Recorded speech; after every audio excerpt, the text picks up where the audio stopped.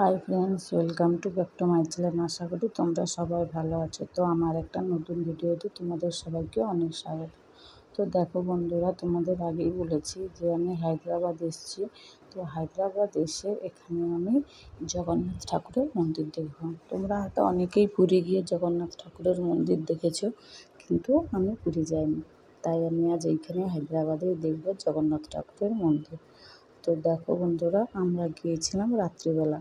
তো রাত্রিবেলা গিয়ে দেখি যে রাত্রে এসেই ভালোই করেছি, কারণ রাত্রিবেলাতে এত সুন্দর লাইটিংয়ের ব্যবস্থা, মানে দেখে খুবই ভালো লাগছে। তারপরে দেখো, কিন্তু একটা দুঃখের বিষয়, সেইখানে গিয়ে জানতে পারি যে মন্দিরের চারপাশটা তোমাদের ঘুরে দেখাতে পারবো, কিন্তু ঠাকুর দেখাতে পারবো না, কারণ মন্দিরের ভিতরে কোনো ফোন অ্যালাউ নেই। এইখানে দেখো সবাই ঠাকুরের উদ্দেশ্যে, জগন্নাথ ঠাকুরের উদ্দেশ্যে সবাই প্রদীপ জ্বালাচ্ছে। এই আমরা যাচ্ছি জগন্নাথ ঠাকুর মন্দির দেখতে। এই পাশ দিয়ে গিয়ে সব লাইন দিয়ে দিয়ে ঠাকুর শুধু জাস্ট 5-7 সেকেন্ড করে দেখা, হাত জোড়ো করো, ঠাকুর দেখো, আবার চলে যাও। বেশিক্ষণ তোমাকে ওখানে দাঁড়াতেও দেবে না।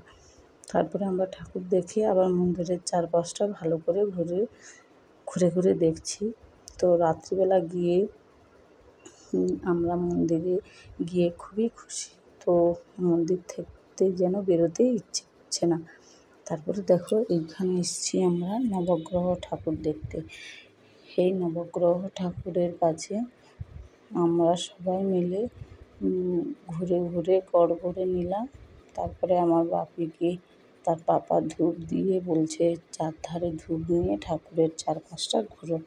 তো আমার বাপি দেখো সেই কথা মতো ধূপ জ্বেলে ঠাকুরের চারপাশটা ঘুরছে। তো এটা হচ্ছে নবগ্রহ ঠাকুর, 9টি ঠাকুর আছে। তো এখানে অনেকেই মনস্কামনা পূর্ণ করে গোটা নারকেলও ফাটায়। তারপরে আমরা ওই মন্দিরের চারপাশটা ঘুরে, এখানে প্রোগ্রাম হচ্ছে, একটু প্রোগ্রামের কাছে গেলাম।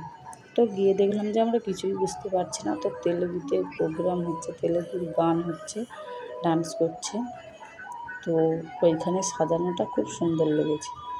তারপরে ওইখানে বসে একটু প্রোগ্রাম দেখে আবার একটু মন্দিরের ভিতরে প্রবেশ করলাম। তো তারপরে ভাবছি, সবাই যখন ঠাকুরের উদ্দেশ্যে প্রদীপ জ্বালাচ্ছে, তো আমরাও একটু ঠাকুরের উদ্দেশ্যে প্রদীপ জ্বালাই।